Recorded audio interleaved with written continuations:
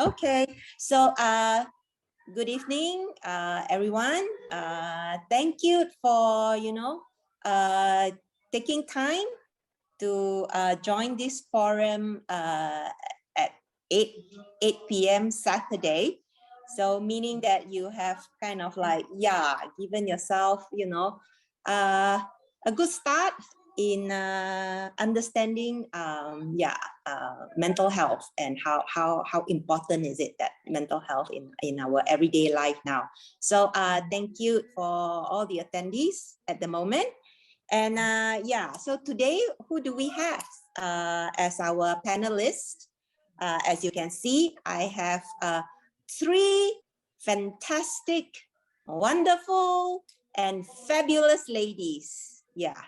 To come and share knowledge, experience, and perhaps impart some tips and advice that we all could kind of like practice in our everyday life, to make us more self-aware of our mental health.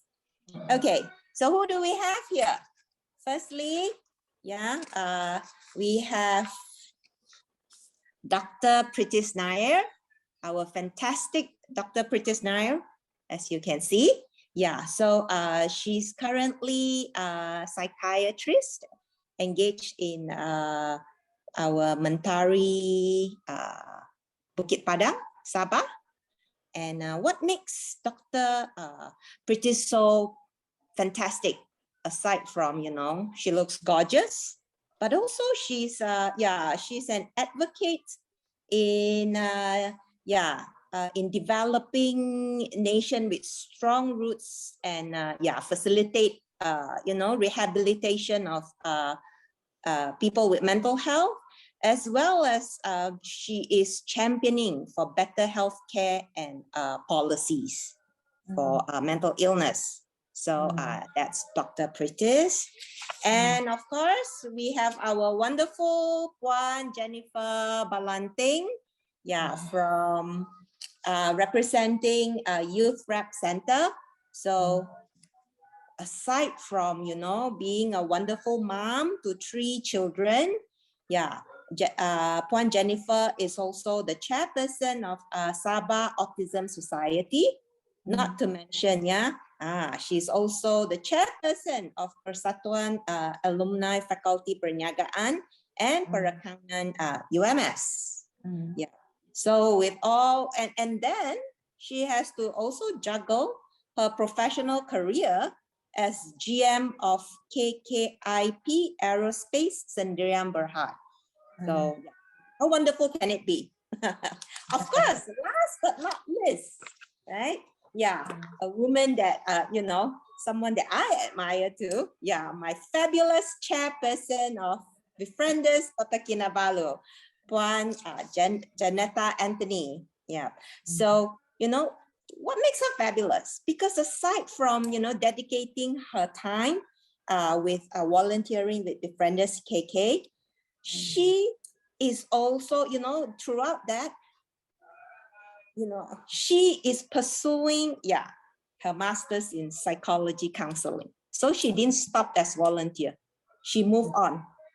She's currently pursuing an internship as a counselor. So, and of course, with all that, she also has a day job. And she's a corporate service manager of Sabah Credit Corporation. So this is your wonderful panelists for tonight. And hopefully, yes, we could learn from them and be inspired by them. And hopefully we'll have a wonderful session tonight.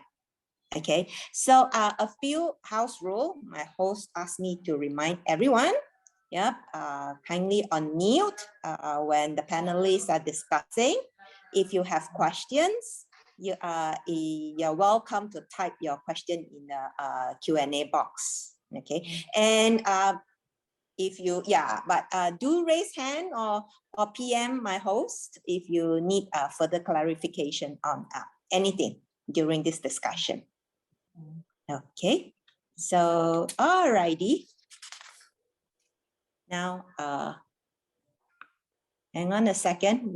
I think I have, let me check something. Okay. So to start off, I'm not too sure how many participants, but okay, since our topic is OK Kah, so for participants, if you can just kind of like, send some emoji at this moment. How are you feeling now? OK Kah? If you can send us, maybe, you know, how do you feel? You are okay, very okay? You are just okay ba? Or maybe okay je lah. So if you want, help us warm up here. Anyone sending some emojis, some whether smiley face or you okay and that, so we can have a gauge on how are you feeling right now? Adakah? Ya, ada juga. Ada. Coming in, yeah. The emojis Sama coming in. Ya, banyak. Coming in already. Okay. Yeah. Okay. Not too sure. Oatmeal. That one is like okay, I can see Raleigh Bato. Okay, it looks like you're a bit shy. Yeah, still okay, I hope. Yeah. Okay. So good. Everyone is feeling okay. Now, hopefully after this, we will be more okay. Okay. So without further ado, let us kind of like, get the panelists to start, give us some pointers and discuss on a certain topics, right? Before we jump into some questions from the audience. Okay, panelists, like our topic tonight, okay kah? So what does it mean when we say, am I mentally healthy? Am I mentally not healthy? So as a teenager or as a youth, how do I kind of like, gauge whether if I bingung too much, does that mean I am having mental issue? If I fear too much, that's one question to say that I am so fearful that if I exercise, I will have heart attack. I am so fearful that if I sleep, I cannot wake up. So does that make me mentally unhealthy? So so what are your thoughts here? Perhaps we start off with we let Dr. Pretiss to warm us up on this topic. Sure. Let me just talk a little bit about mental health first and why it matters to us. Yeah. Okay. Mental health matters because taking care of our mental health aids in our resilience and recovery from anything that happens. So all of us, any one of us can actually have a bad day, but that doesn't mean that it's a bad life. So how we respond to it and take care of our mental health is what is important.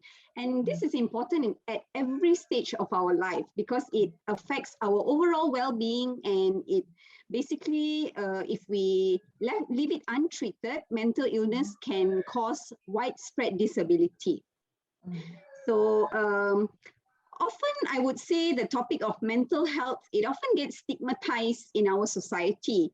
If someone is having a mental health issue, they are less likely to get help because of the stigma and shame that comes along with it. But I'm here to tell you that there's nothing to be ashamed of. Yeah, whatever that is happening in your life is something that we need to cherish and to help you with along the way. Let me give you an example. If someone had cancer, would we blame them for having this disease in their body? No, right? So why do we place stigma and blame on mental health issues?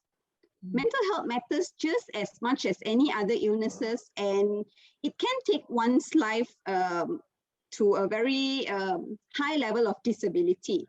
Okay, the mind and the body is always connected. So whatever ailments that cause you to have stress also lowers the immune system, and this makes our physical health to be affected as well. Now, during a few years ago, actually, we did a survey among adolescents, teenagers, on their level of number of, let's say, rate of mental illnesses, okay?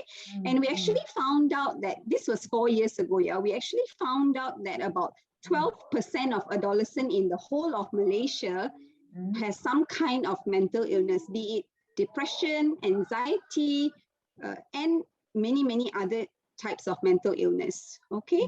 Now, during the pandemic, of course, everything has become even more complicated. Things have become even more difficult, and everyone is undergoing various amount of stress from different things that's occurring in their life. So I would say that as teenagers, just like adults, we may experience stress every day, and we can benefit from learning stress management skills.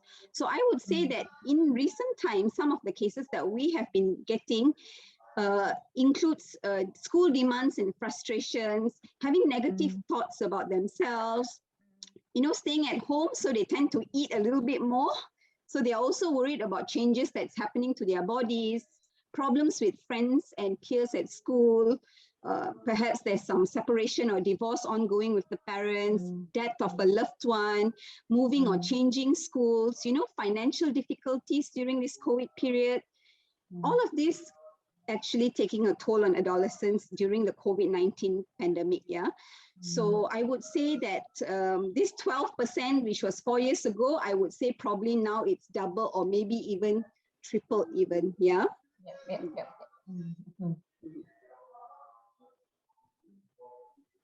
Doctor, there's Yes. a question like to get more clarification on a widespread disability. Okay, so when we say widespread disability, right, whenever you have any form of mental illness, let's take, for example, anxiety or depression, if this kind of problems is not contained well, or if you do not seek the necessary treatment to help you to overcome these difficulties or the stress that you're facing, or you're not sure on how to manage your stress well, these can actually lead to long-term causes of, how depression affects the body, not just the mind, right? Affects the body as well. So this causes high blood pressure, heart problems, various other bodily ailments as well. So whenever this occurs, your whole functioning as a whole, you can't function in your daily activities anymore. So that's why we say it's a widespread disability, because it's like a domino effect. Not just mental illness affects your physical abilities, and your physical abilities affect your overall capabilities as well. So it sounds like, yes. So yeah, it sounds like, so while all this stressor, if we could not manage it, we don't have a method to manage it. So then it would cause, what you mentioned as it would trigger the widespread disability, meaning it would affect physical, not just mental and physical and thereon. Okay, alrighty. Okay, so anything from Puan Jennifer or Puan Janeta? Is there anything that from your experience that you want to share also? Maybe we let Jennifer first to say some words of related to this issue that we discussed just now. Yeah, thank you, Janeta, and our moderator, Nelly. Okay, Thank you. so before I wanted to go on the sharing of what we have encountered in YPC. YPC is Youth Prep Center. I would like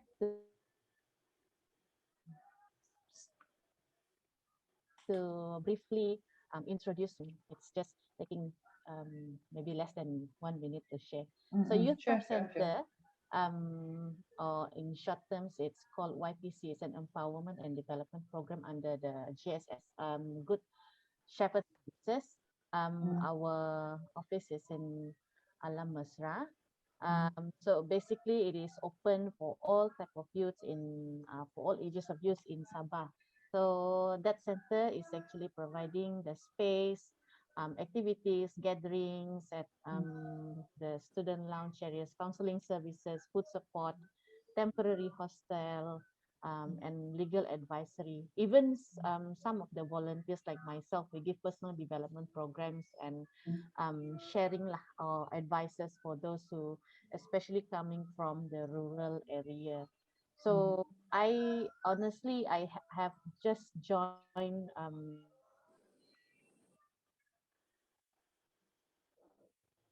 as a volunteer, maybe 17 or 16, so less than 10 years lah.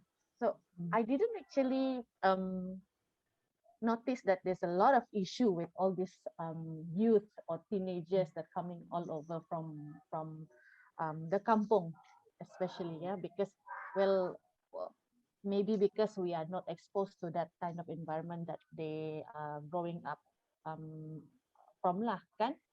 So at I don't know, maybe somehow I just happened to pop in and I just noticed that the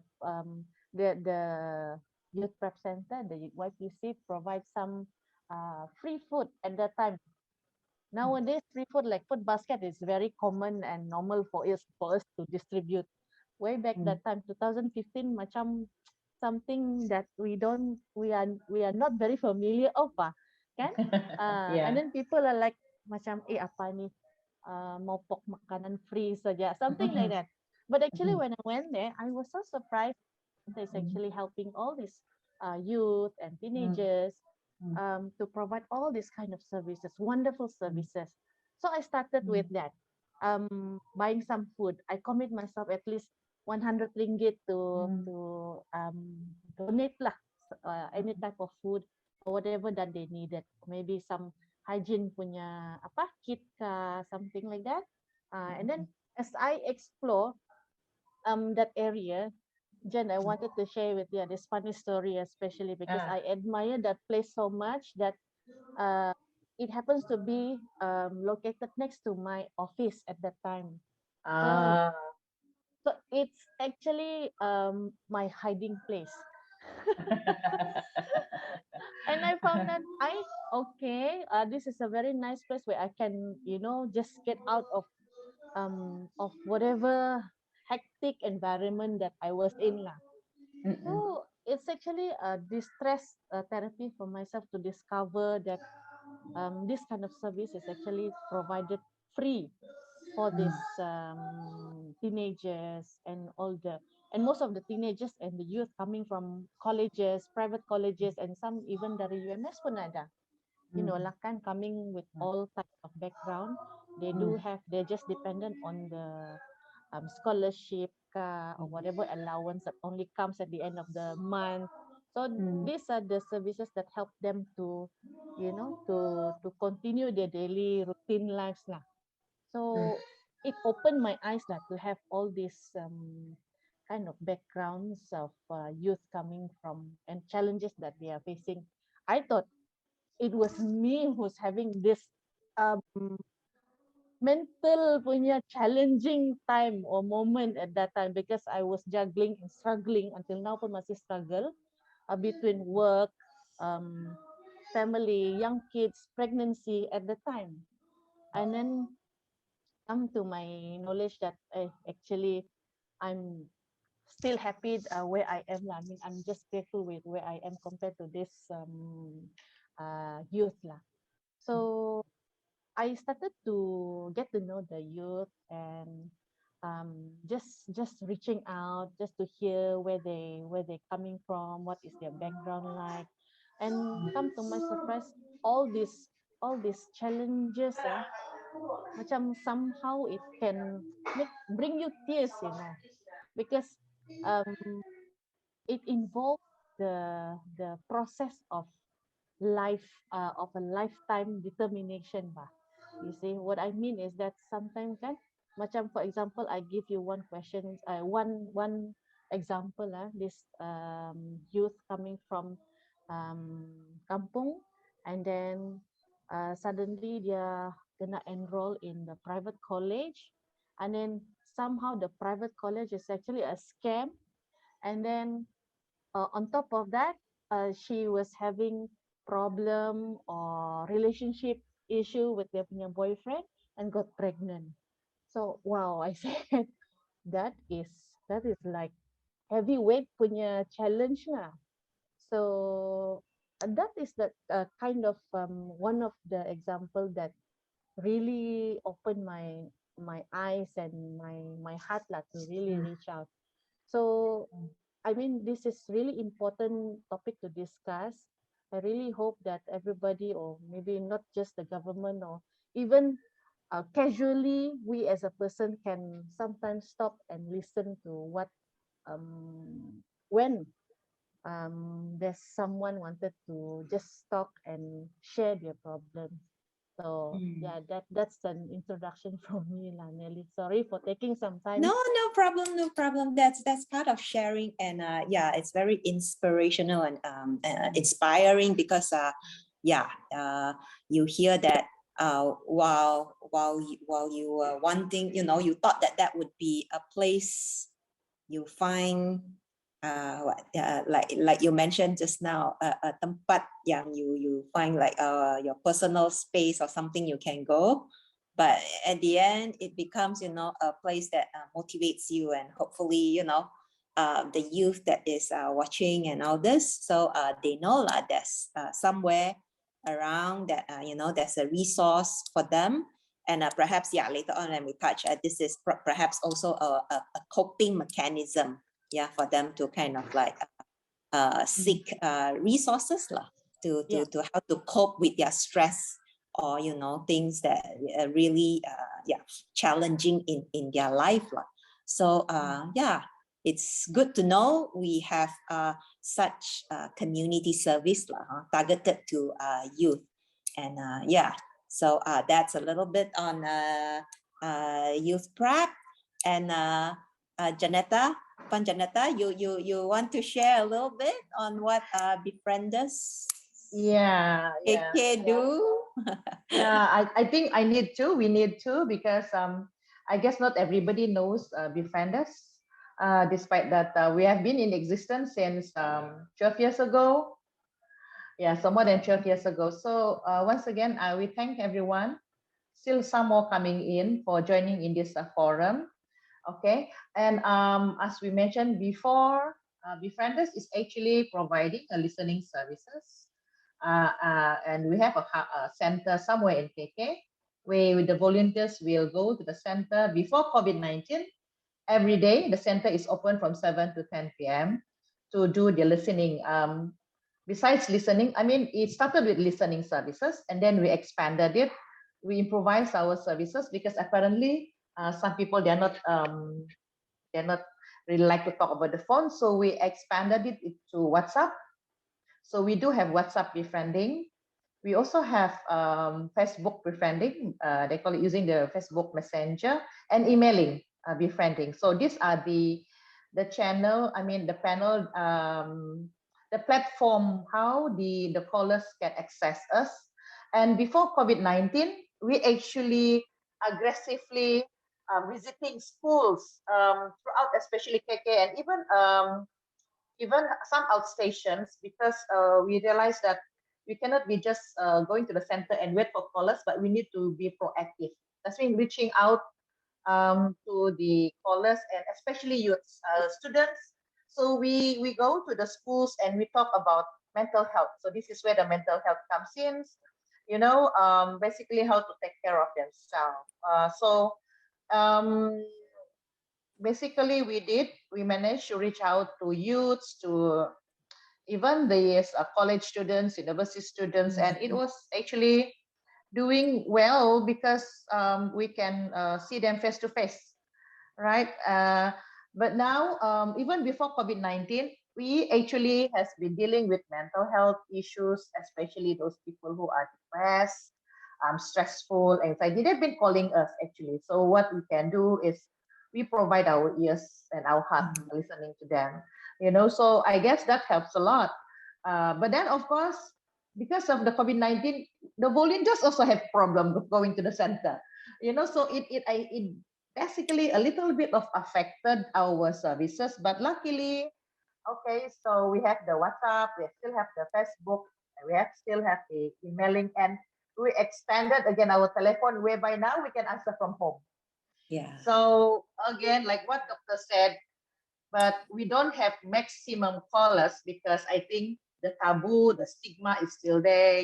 Dia malu-malu mau telepon, segan-segan. So we do not have that large number of callers as compared to in West Malaysia. See, so I guess we still have to continuously promote our services and telling people it's okay to call. We are providing helpline.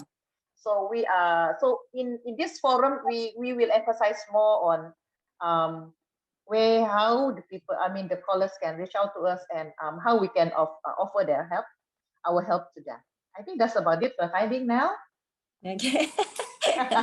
So yeah, so Befrienders KK is also another resource, right? If you are feeling trapped and when you have no one, you can't really talk to someone either because of personal reasons or the stigma or the social judgmental thing. So yeah, I guess Befrienders are trained we are trained to kind of like provide listening ears and without judgment. Okay. Yeah. So I have a question to our participants. Yeah. So now that you have heard what Puan Jennifer and Puan Janeta talk a little bit about youth prep and Befrienders KK. And bear in mind what doctor has said, because mental health issues and all that are pretty stigmatized. So if you, one fine day, I'm not saying anything, if you feel that, to my participants, one fine day, if you feel that, I am down, man, I feel I cannot, I just feel depressed. Would you consider either approaching Befrienders KK or Youth Prep Center? If you think that, okay, from here I listen to, both Puan Janeta and Puan Jennifer, I feel comfortable. Can you type a Y if, in case anything next time? Yeah, you won't hesitate to, reach out to us. If you're okay, you feel, can you put a Y there? Can you give us a Y? Do you see any? Oh, yes. Celine say yes. Why, thank you, Celine. Thank you. Thank you. Actually, by your saying why, it's also encouraging us, right? Yeah.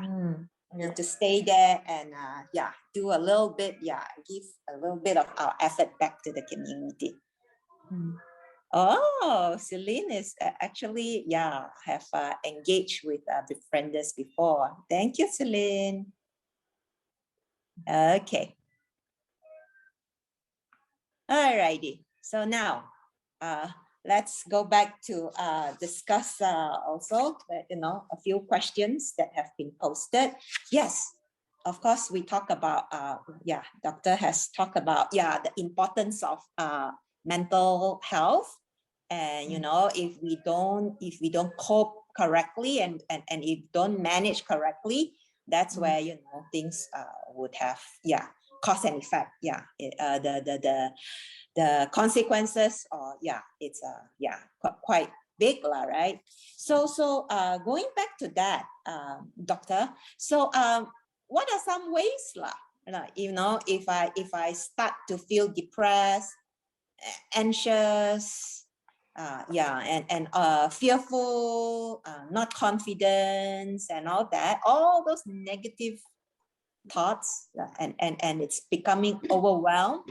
So what are some ways that we can cope with it, or what can we practice first before it reaches a stage that we said that it really need to go for medical attention? Okay.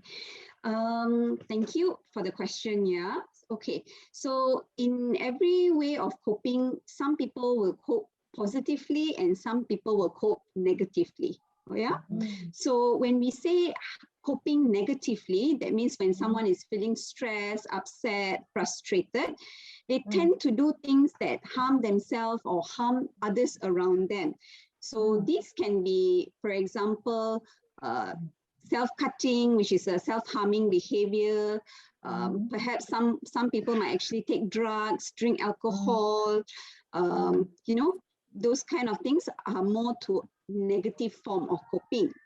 And we try to encourage all of our patients to form healthy coping habits, because these habits is what is going to help them to overcome the stress and difficulties that they are facing. So some of the methods that we teach them is what we call relaxation exercises. So relaxation exercises can also include things like deep breathing exercises, progressive muscle relaxation techniques. Yeah, we also teach them how to become more assertive. Assertive being that, for example, state their feelings in a very polite, firm, and not overly aggressive or passive ways. Yeah, we actually try to rehearse and practice situations with our patients which cause stress for them. And, you know, let's say, for example, taking a speech in class or, you know, makes you feel anxious, we actually try to teach them relaxation methods on how they can focus on other things and not so much as the audience around them. We teach them practical coping skills as well. When we say this is like, if you are overwhelmed with certain tasks, you feel that the tasks are too big, try to make it into smaller tasks which you can cope day by day first, instead of trying to tackle the whole thing at a time. Another way is actually to decrease negative self-talk. Challenge all these negative thoughts that you have with more alternative, neutral or positive thoughts. Things like, my life will never get better, can be transformed into, I may feel hopeless now, but my life will probably get better if I work at it and get some help. Yeah.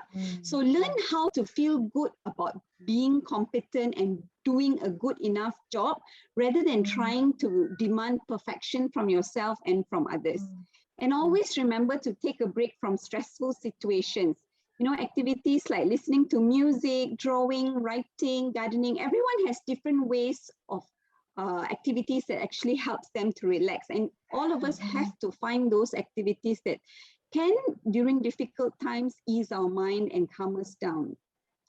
And of course, we always need to confide in people and talk to someone when we feel down. Don't bottle up everything and one day you will just explode. Yeah. So day by day, if you can feel that the stress is already building up, try to identify what is the situations or things that are causing you to have stress, and slowly tackle it one by one. So these are the skills that we actually teach our patients who come to see us. So yeah, doctors, those are, I believe those skills are practical skills that is not like, you know, you need special knowledge or yeah, special. So those are hopefully practical skills that everyone could apply when situation arise.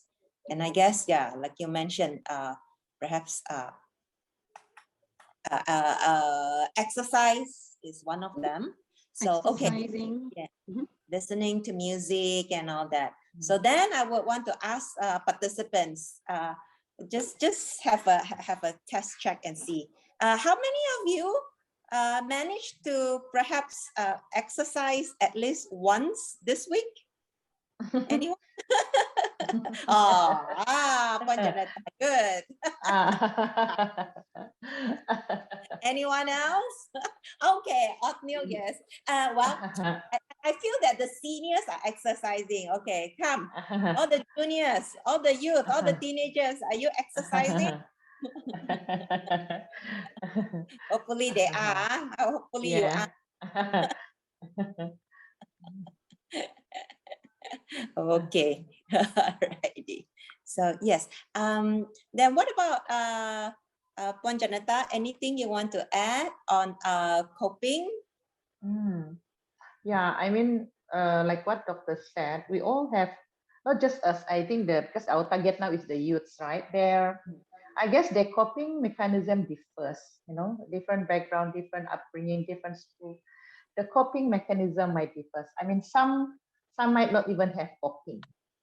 Some might not even don't know what is coping, So I guess, so from our side, I think one of our experience when we receive calls, especially from teenagers, when they call us like they're malu-malu, like actually they have something to say. Remember now, they have something to say, but they don't know how to speak, they don't know how to start the conversation. So, but we Yes. do know from the tone of the voice that they feel like something berat lah, from the tone we do know that. So now since we have participants here, maybe the youth, we just want to tell you like if because we provide free services of helpline, if you want to talk to someone, right, you cannot talk to other, please call us. And then when you call us, you don't have to be malu, because we always tell them that whatever the calls are confidential, and the call is confidential. Yes. And then second thing, they will say like this, I don't know how to start,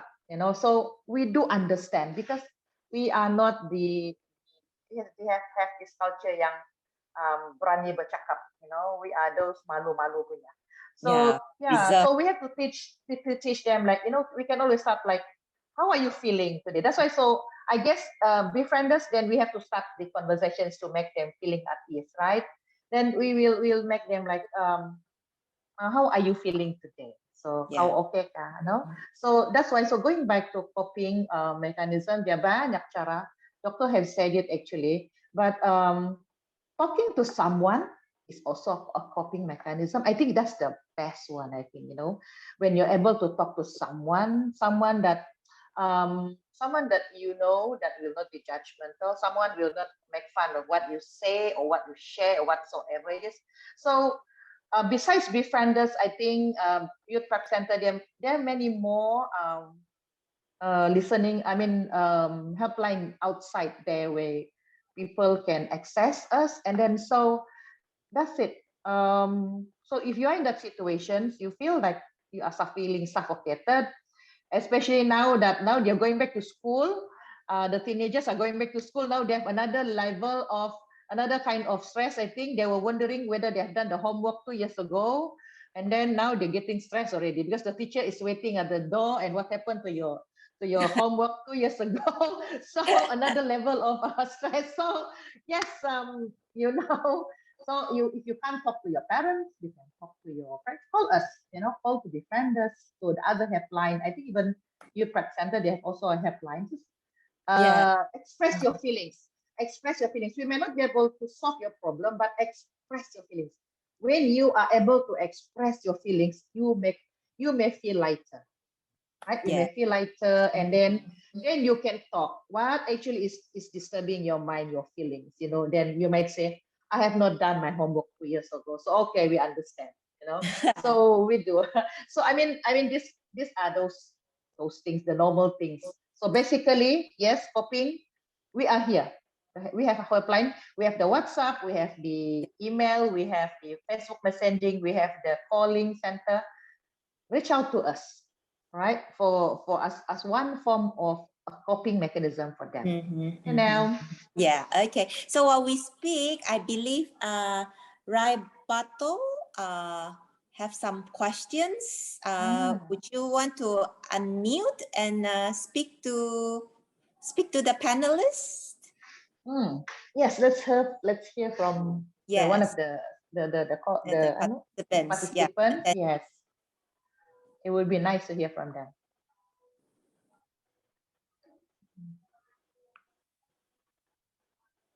Oh, sorry, I tertekan. Okay. Tertekan. I have Okay. no question now. Okay. All right. Okay. Good that you tekan also. Yeah. So it's to show that all the hosts are very attentive. Okay. So okay. Well, while we kind of like wait for them to see if they have questions. So we have a few. We have one that have asked. Hang on just a second, yeah. It says, okay, so in Malaysia, is there any law that protects patients with mental illness? Maybe doctor can say another one. So when you say protect the patients from mental illness, does that mean that you are confidentiality? That protects patients with mental, that is quite a very general, perhaps I would think from confidentiality. Okay, so whenever a patient or anyone, regardless adolescent, adults, they come to seek for help. So everything that they share with us will definitely be kept confidential. So no one has access to these files, not even the nurses or the other doctors who are not treating the patients have access to this file. So I think in terms of confidentiality part, we are quite well covered lah. Even if we get a phone call from friends asking, I heard this person is in the ward. Can you tell me what's wrong with this person? We usually never answer any of their questions here. We always tell them that we do not speak to anyone unless it is consented by the patient itself to give out information. And even if lawyers call us also, like, I heard my client is there, I'm not sure whether he's okay, can you tell me? Even lawyers also, we do not disclose anything unless there is a legal letter from court instructing us to disclose any information. As for patients' rights itself, definitely, we try to advocate similar, I would say equal rights, not similar even, equal rights as all other patients with other physical illnesses. So when it comes to mental illness, there's no additional rights of the patient, but all the rights that you have as an individual, and as a person, will still be maintained. So it doesn't mean that if you suffer from mental illness, all your rights get taken away. That means you have no say in what to do, or someone else makes the decisions for you. No, it's not like that. Okay, good. So I can hear that there's no discriminations in when it comes to medical help and confidentiality. Yes. Yeah. Okay, thank you, doctor. And now one more question. Whoa, okay, wow. We have participants or attendees that is interested to know about suicide and suicide attempt statistics. Wow, 2020 and 2021. Oh, I believe that's I don't know if the statistics is available because 2020 is still actually we do have some statistics Oh, okay. So okay. So actually, we actually got this data from the police figures okay. So this data is actually from January 2019 all the way up to May 2021. So they actually said that during this period of time, there is 1,708 suicide cases that actually occurred during this period of time, and out of this 1,700. 872 of them are actually adolescents aged 15 to 18 years old. That means this is more than 50% is actually of adolescent age. So these are the statistics given to us by the Police Diraja Malaysia because every suicide case is handled by the police. So these are figures that they have actually published in the newspaper as well. Okay. So you can see that actually Yeah, it's the number of I would say the amount of difficulties and struggles faced by the adolescents probably a lot more compared to the adults, yeah, with the Yes, COVID-19 pandemic. Yes. Mm. But doctor, with the new ruling that, we're starting to decriminalize suicide. So I mean, like now you mentioned it's the police is kind of like gauging the statistics or giving up the statistics. But moving forward, who do we get the statistics from, then? Actually, that is one thing that the Malaysian Psychiatric Association, we have actually come out with a 5-year plan of actually wanting to come up with a suicide registry. That means that every single that we know, anyone at all who we suspect or suspect no, but we have confirmed that the death is by suicide, we actually want to include it in the registry so that we can collect data and to see what actually happened and what are the leading causes that actually led to a large number of population committing suicide, so that we can tackle these issues and come up with a solution to help these people. Yes. So right now we don't have a suicide registry in Malaysia, and we always depend on the police because all cases of death is reported to the police and not to the hospital per se, to the psychiatric department. So this is something that we have been trying to implement, and hopefully in the next few years it will be implemented. That sounds like the right path to go, and it could have been administered much earlier, but we are on the right track. That's good news. That's good news. Okay, let's see. We have a few more. Okay, this is what, hang on. Okay, so there's a question saying that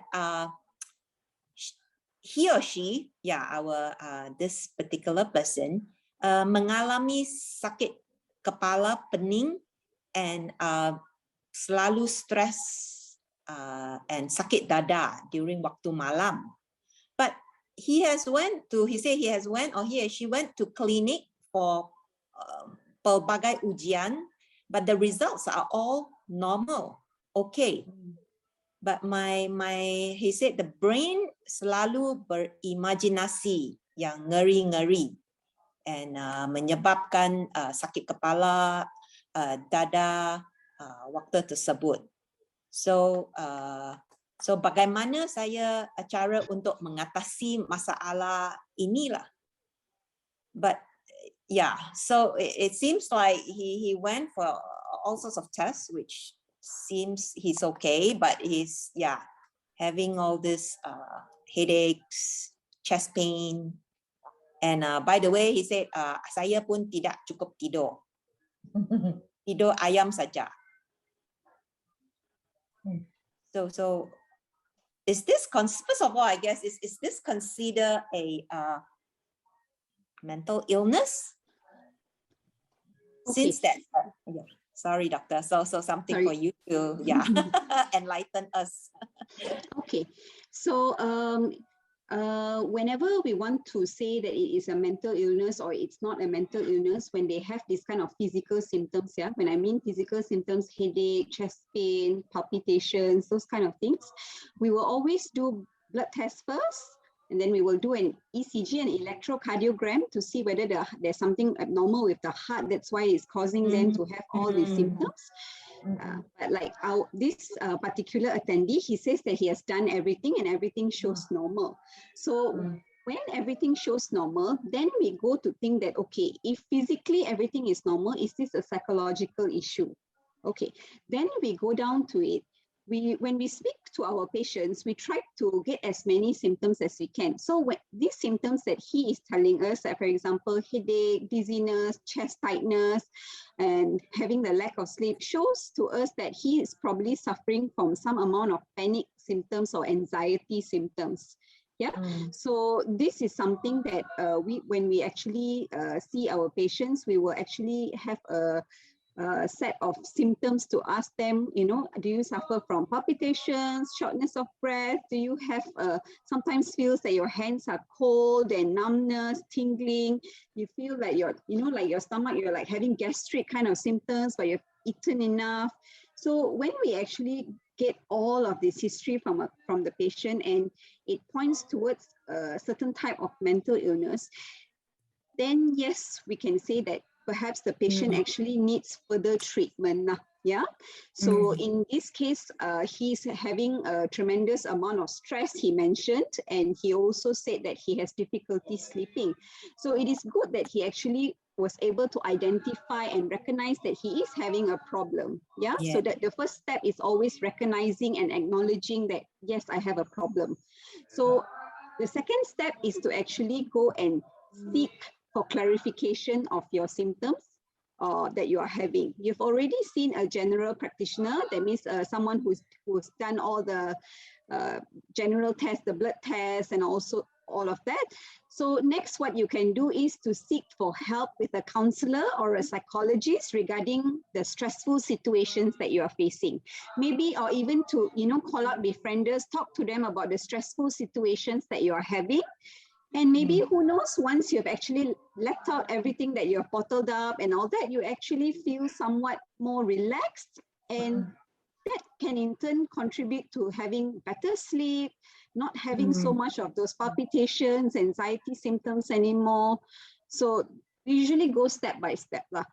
Usually if the counselor, psychologist, you know, they have already seen the patient and they feel that, okay, we've already tried counseling with them, we've already tried teaching them relaxation techniques on how to handle stress and anxiety, but it's still not working, then usually they will refer to the psychiatrist for some medications to help them control the symptoms temporarily. Yeah, it doesn't mean that once you started on medications, it's lifelong. It doesn't mean like that. So not all mental illnesses requires medication, and not always it's lifelong medications.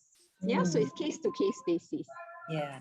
Okay, thank you, doctor. I think that point of, like, you know, medication is not a lifelong process. That's very crucial, because I guess it's also, like you mentioned, stigma or some misunderstanding.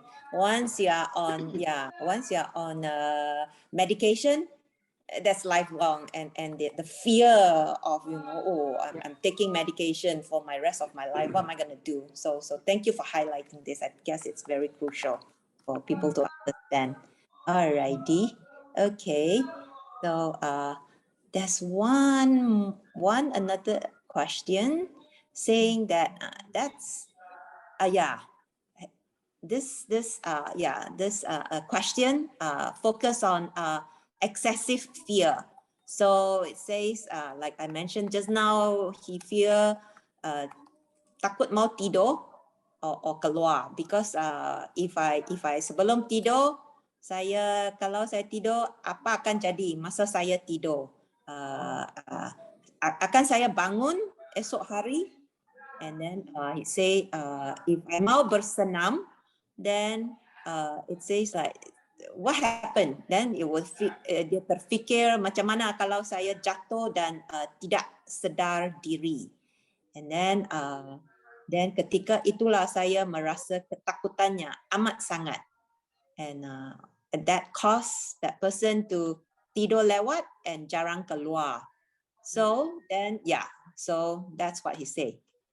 Is this a mental illness? Adakah ini satu penyakit mental again? Yeah, so he hopes that, you know, with doctor or our panelists memberi penerangan yang dengan lebih lanjut.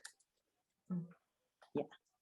So another question on all this. I think again it is somewhat similar to our previous patient, who is suffering from those symptoms, and in this case he's suffering from extreme fear, and you know, so we actually need to find out more from him regarding what are the situations that is fear-provoking for him. That means, is it like being in a large crowd? Is it being in an enclosed space? Is it in a particular situation only? Is it in a social situation only? or is it other situations also cause him to have anxiety? So we actually have this condition known as agoraphobia lah. Okay, so agoraphobia means that these type of patients, they actually have a great amount of stress, distress, and fear when it comes to certain types of situations that we call as anxiety-provoking situations.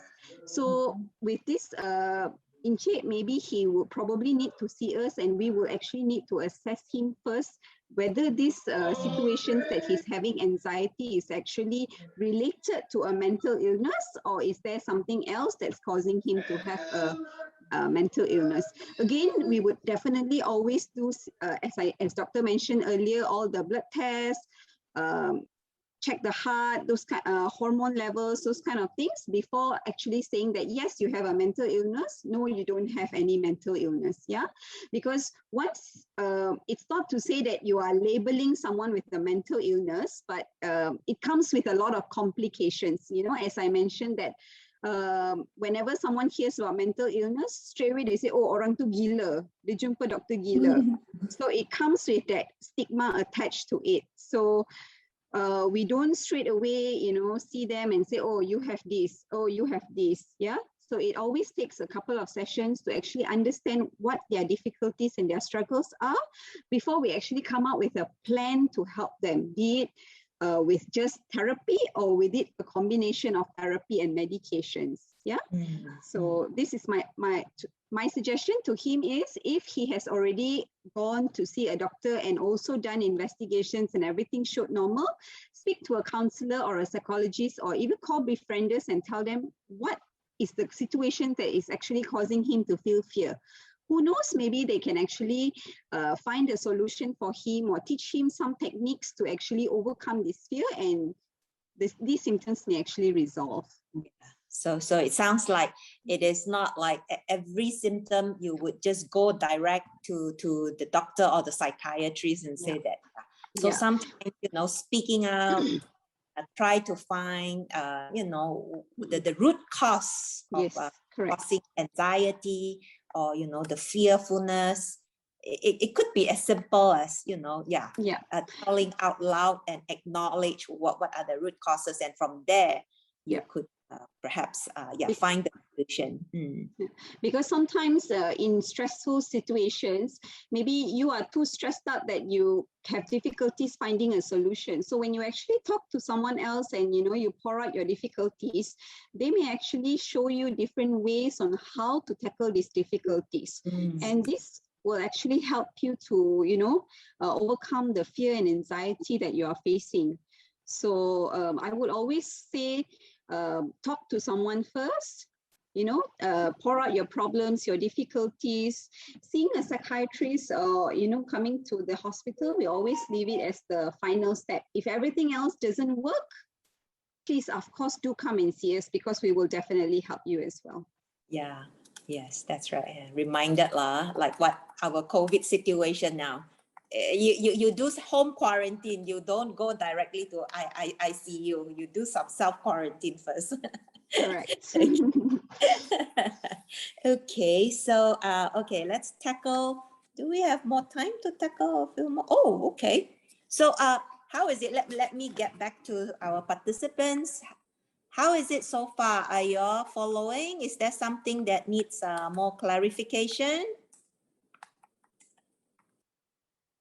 Let's see. Actually, there's.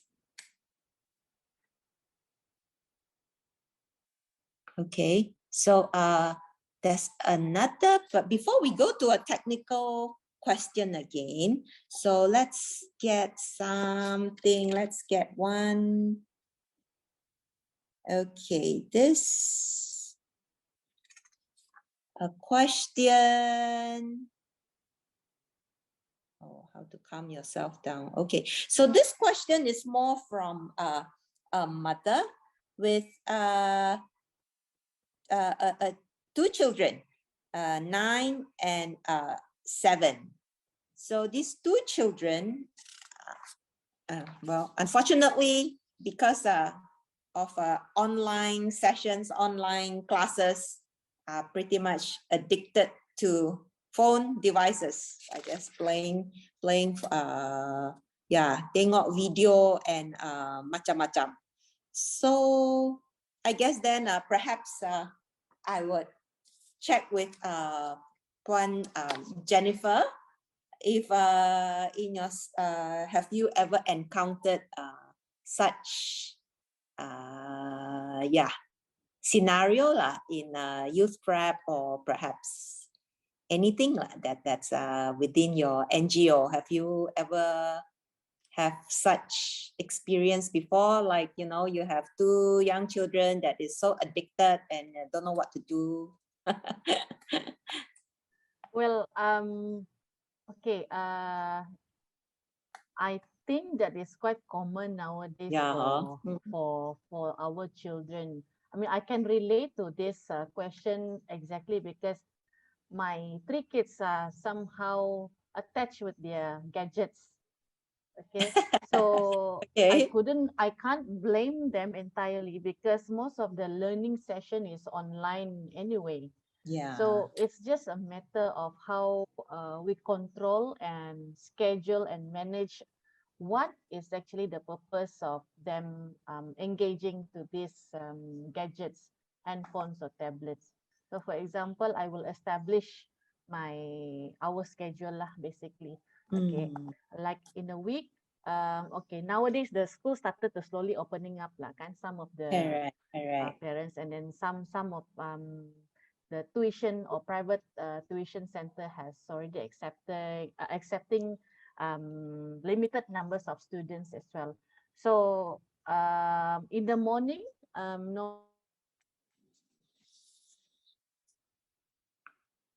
normally I will make sure that my kids session lah with the teachers, and most of them are online, and so we just make sure. I mean, it is challenging, especially when we are working parents.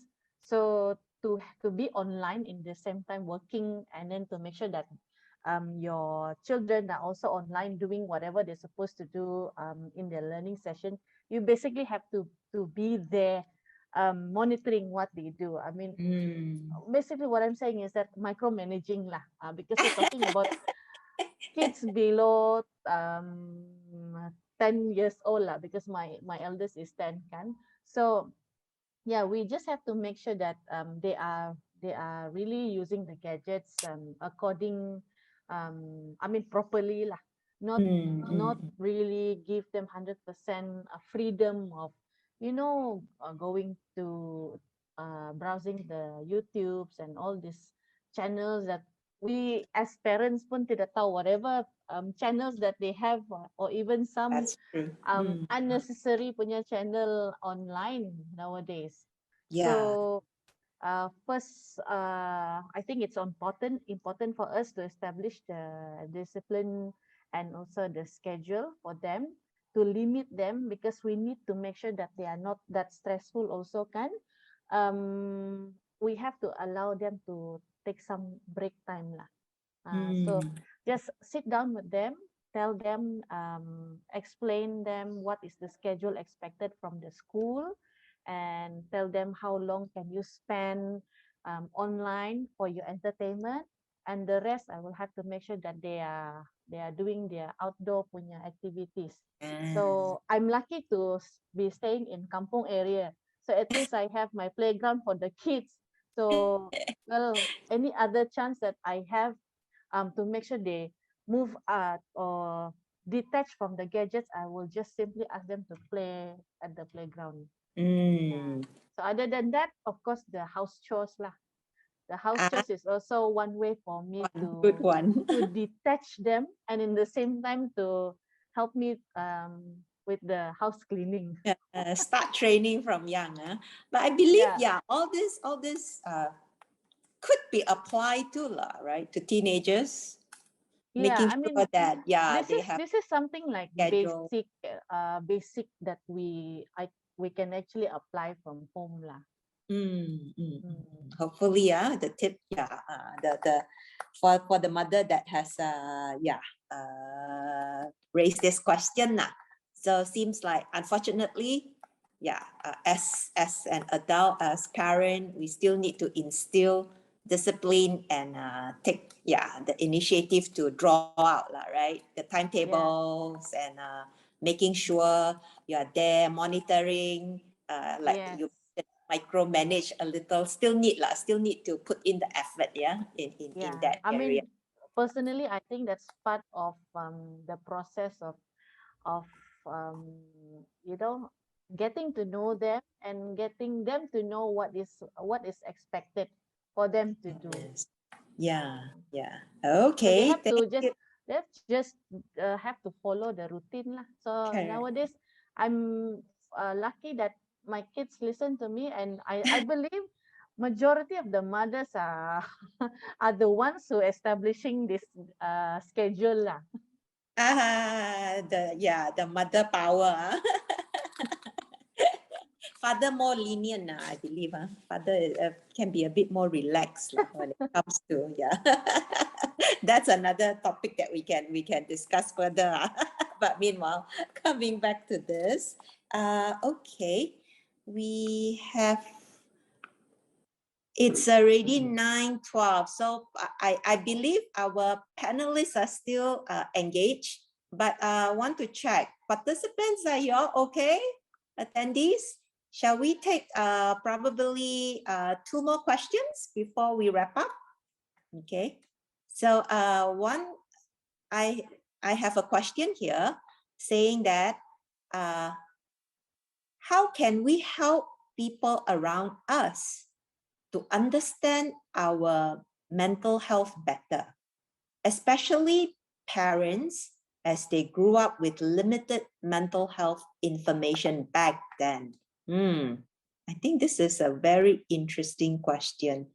As in, is it because gap, our age gap, the understanding of mental health? So since I have one, Jennifer, continuing. So what's your thought on this? Yeah, how do we help people around us to understand mental health and how to bridge the gap, especially parents when they are, not to say they are not aware, but just that he has a point or she has a point that they may have limited mental health information. I think personally, I would like to, this is something that I thought of actually when I look at the topic. So personally, when I'm not sure about the rest lah, but personally, when even during our primary and high school time or secondary school punya time kan, we do have a counselor back in the days. But how do I put it? I actually hope that at that time the service is more optimized lah. Because I don't know, because of the stigma maybe kan, I also notice my peers, my schoolmates, begitu dia macam, I notice some of them are having issues also, but there's no way for them to open up. So macam I notice, and I think communication is also important lah. As I said just now, we go back to the basic of how to communicate with people or friends or your peers that you notice having some sort of issues with your personal life. So looking at the scenario at that time, I wanted the basic way for me to engage with them is actually to go to the same level as where they are. I mean, you have to know the basic communication skill, how to talk to them, how to be in the same page, even though you haven't gone through whatever they have gone through. Try to relate. So that is basically a starting point to me. Yeah, for me to engage with all these peers who has having issues. So I apply that at a very young age. So with that basic communication skill, I think my circle of friends are very fond of talking to me lah. Whenever I'm not saying that I'm giving them the solution or whatever. It's just that sometimes you just have to know that they just wanted you to listen instead of giving them the solution. So just be a good friend, and then just be a good listener and listen wherever you can help. You try your best to give that extra help to them. So that is my point of view.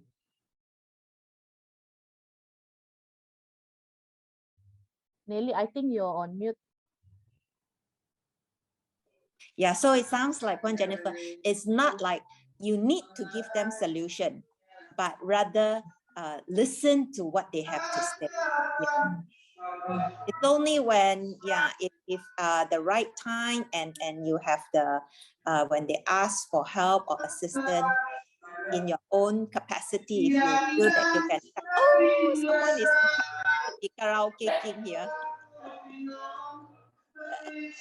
So yeah, so be a good listener. Awareness doesn't mean that have to have solutions. So as a good listener, someone who's there listening without judgment, it's good enough to kind of like, assist Yes. and give some. And you don't know what you're actually learning from listening. In fact, I learned a lot just by listening with all the challenges or in coming from all walk of life. Yeah. Good to know that. Okay. So now I go back to Puan Janeta. You okay? Cannot see her. So what are your thoughts on that, Puan Janeta? Hold on. I'm trying to tone down the background, ba. I'm sorry for that funny song background. Okay, so all right. Going back to that. To that question, right, Puan Janeta. So so probably we tackle the next one, like the communication between youth, teenager, and parent. But that there may be some knowledge gap, as I believe teenagers and youth at this generation has more information on mental health as compared to their parent. So yeah, what are some things based on your experience that could probably relate better communication between the teenagers or youth and parents, in terms of mental health? Yeah, in the sense that I think communications is. I'm sorry of the song at the back. Sorry for the but okay. Ignore the song. Okay, just listen to me. Communications is one issue actually. Sometimes it can create conflict, right, between children to the parents or parents to the children, especially if their understanding is not at the same level. So how do we impart that that mental health kind of understanding? I think parents they have to do their part, because you cannot say that no, I'm a housewife, or I do not have that access to information about mental health, then I don't know about these things. I think it's high time for parents to educate themselves, and then this helpline is not only for teenagers, actually it's for everybody. So parents, you can also call us, you can also call us and tell us your concern. So yes, going back to communications, how do we improve that? I think parents have to do their part. They have to learn, they have to educate themselves. I mean, we also we go out, right? We go and tell the public about mental health, but it has to work both ways. Parents, they also have to do their part, because now mental health issue is escalating. The issue is escalating. Now they have to educate themselves. It's no more like, no, it's not my job, or it's not, I don't have information about that. I think you need to get information, and simple information, I believe, is from the social media about what is mental health about, or just call us, call the helpline, or talk it out, your feelings, whatever your feelings that you are facing. Perhaps like you have some disagreement with your children, talk it out to someone, you know. I think by calling us, calling the help center, calling the helpline is one way of them educating themselves about what is mental health is all about. Right? So because I saw some questions, I just want to relate in the Facebook. I saw so many questions because they said, Befrienders, please don't talk about the students, please also talk about to the teachers. Yes, we are actually covering everybody, not just the, I mean, tonight, it's just about the teenagers, but actually, our issue here is encompassing everybody, everybody. I think mental health is just not for the teenagers, mental health is for everybody. So we're talking about coping, we're talking about challenges. I think it also affects everybody. So yes, parents, our helpline is here. Please call us. Please talk to us. All right, and then get help. Talk to someone. The same thing that what we said to the teenagers just now, it applies to everybody actually. Even to So parents, huh? yeah. Also because parents I saw some question there. They said, "What about us parents? So what about us teachers?" Yeah, it's just not about the teenagers. So maybe we will find another platform, another forum now for the parents or for the teachers. All right. So now I think that's about me from me. Okay, good. So I guess it's not just for teenagers, right? We encourage. So if you know teenagers, if you feel that you cannot communicate with your parent or they just refuse to listen, perhaps take the proactive step saying, why don't there's a hotline called Befrienders if you want to talk more. If you want to understand more, if you cannot understand from me, would you mind calling them and perhaps get some information from them or talk to them? That could be a way too, right? Okay, so I believe it's wow. Now the questions start pouring in, but unfortunately it's past 9, and panelists has been really engaged, and thank you so much for taking all the questions and giving good pointers. So we take two more questions. This one is I believe this is specifically for Dr. Pretiss, and I'm not too sure, Doctor, have you answered this question saying that why psychiatrist doesn't conduct MRI if there's a brain damage that causes mental illness? So I think this is a very technical question, and only perhaps doctor can answer this. Okay, so actually all patients who come to us who have what we say as abnormal behavior or psychosis, or patients who complain about headache, dizziness, we always do a CT brain, not MRI by computer tomography of the brain, a brain scan. Why CT brain and not MRI? Basically because of the resources. It's much faster and easier to do a CT brain than an MRI, because an MRI machine, I think they will probably have only one machine everywhere, whereas a CT brain can be done at any period of time.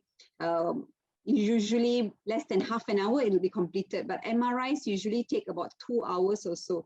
So what we do is when we send these patients for CT brain, if the CT brain actually shows us something abnormal, then we proceed for MRI of the brain. But as Doctor mentioned just now, all patients who come to see us will always do all the necessary tests first. We will not straight away say that, oh, you have mental illness. We will definitely do bloods, check the heart, brain scans, all of this will be done first, and then only we will say you have a mental illness. Sometimes we will even refer to the other departments to help us clarify if this particular person possibly has a medical condition that is actually causing them to have this particular illness. So we wouldn't just straight away say that this person has mental illness. We will always try to investigate other causes first before saying, yes, you have a mental illness. Okay, I hope Celine, you're okay with the answer? Yeah, so okay, with that, we will take our okay, Celine says thank you. Thank you, Celine, also for your question. So, alrighty, we will wrap up our session with this I believe this is a good question for us to wrap up, our forum and our discussion.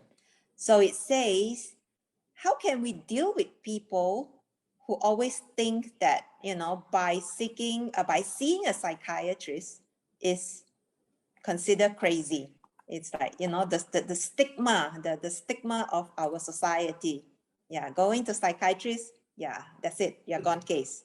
So I believe yes. So doctor, anything to encourage them to say that no, this is not.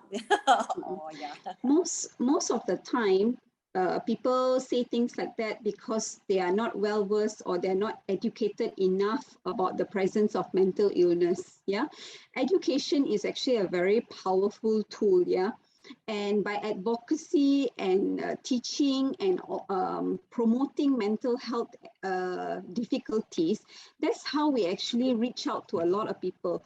What we used to do is we actually conducted workshops for various different groups, target groups, parents different. We actually conducted workshops for elderly patients. We've conducted workshops for caregivers who are taking care of patients with dementia who have difficulties. So it all comes down to education. Yeah, you have to teach them because this is something new. Only in recent times that mental health advocacy and mental health rights have been brought up. Before this, unless you're in Western countries, for Asian countries, they always say, rotan lah, rotan. If there's no such thing as a mental illness. If you don't do this, means you are lazy, or you are just want attention, those kind of things. And all this happens because they are not educated about this kind of facts that is the amount of knowledge that we have now. So I would say that education and advocacy is the way to treat them. Yeah. Whenever we have any workshops teaching you how to deal with the stress or deal with this kind of difficult people, do join us, and you will actually benefit a lot from that, because it will be a 1 or 2 hour session, and we will actually teach you step by step what to say, how to say it, who to say it to, and if they still don't listen, what should you do? Yeah, so all of this we will actually teach you step by step. I unfortunately cannot say the whole thing at this point of time, but I will say that it all comes down to education and advocacy, teaching people and raising awareness about mental health issues. That is the only way to break down this stigma. No other shortcuts. I see. So doctor, so how do we find out about all these workshops? Okay, so in our Malaysian Psychiatric Association page, our official page, they do list down workshops there, and also our Facebook from Hospital Mesra Bukit Padang, we also list down any courses that we have or any courses that other people are actually sponsoring. We actually even post that in our social media as well, because we find it beneficial. Just recently, about I think a month plus ago, it was World Suicide Day. So we actually organized a workshop on suicide gatekeeper training, how to recognize patients who are depressed and what you can do as part of the community to help patients who are depressed and suicidal. So that was a very good outcome. Actually, we had more than 1,000 participants. Yeah, so you can always log into our social media, Hospital Mesra Bukit Padang Facebook, and we always update from time to time regarding the latest workshops that we are doing. Okay, that's thank you, doctor, for the information. I believe that would be helpful for our attendees. Okay, so now Puan Jennifer, any advice or any tips on how to overcome this stigma?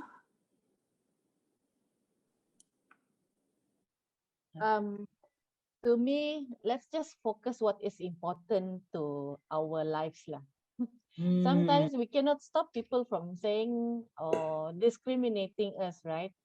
So it's actually up to us for how to respond to it lah.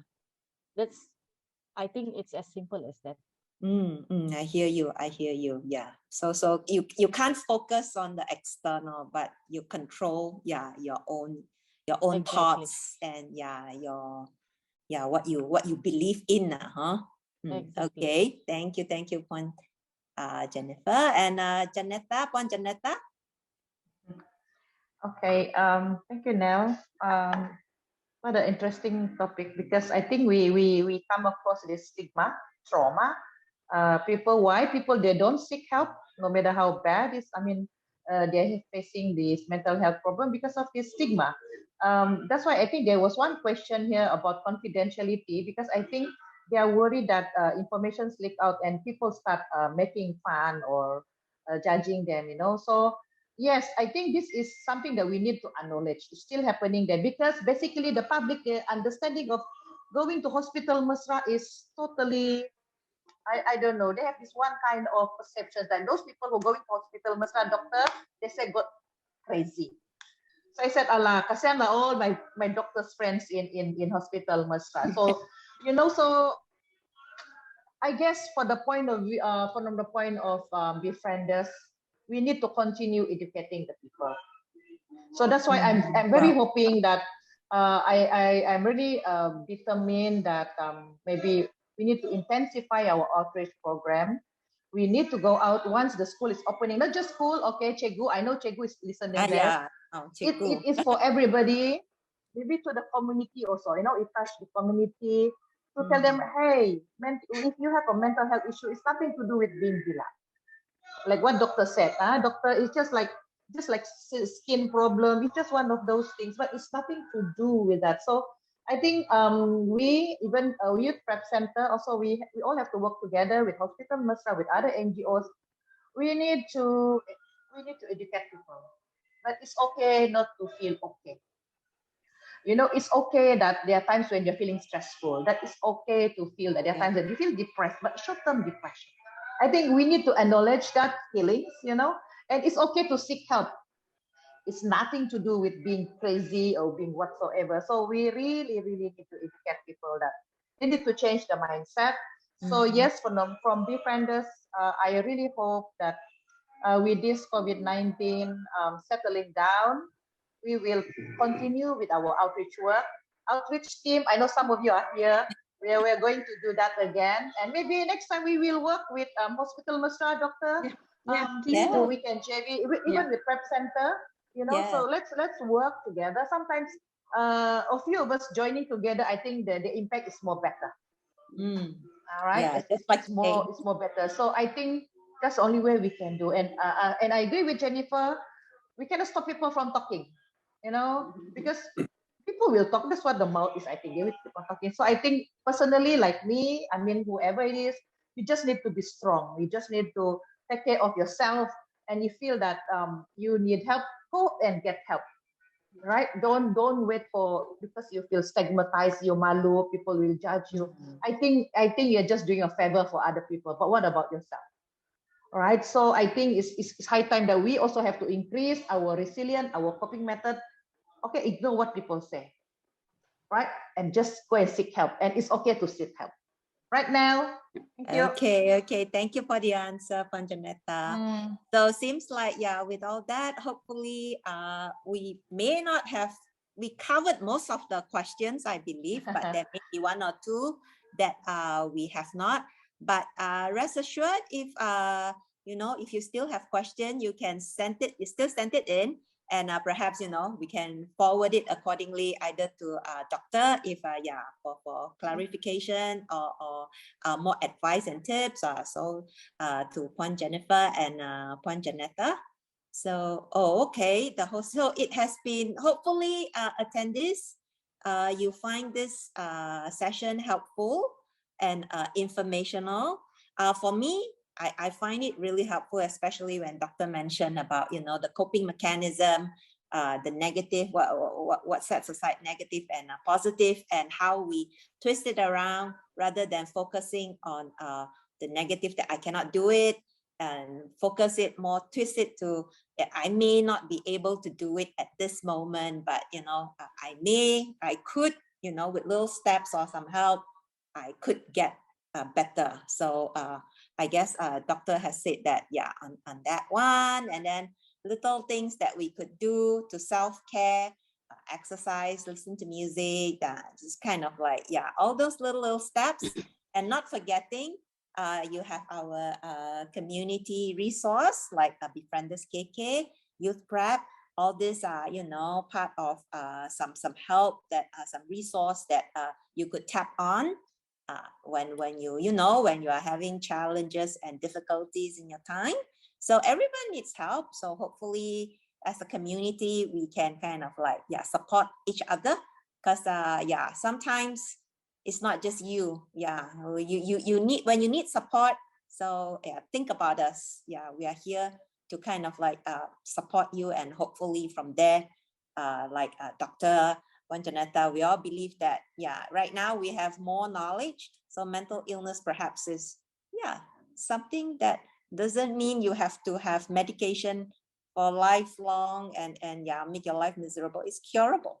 It's a matter of whether do we want to take the step out to seek help.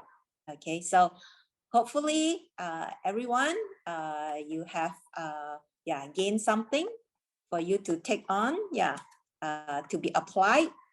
If anything, whether if you feel down, there's a few good pointers here, or you want to kind of like what doctor say, advocate more awareness. So hopefully here you can gather some tips and information. So with that, my host say we need to take photo first. before we say good night. So we need to take photo, right, Winzy? Yeah, just the okay. 4 of you.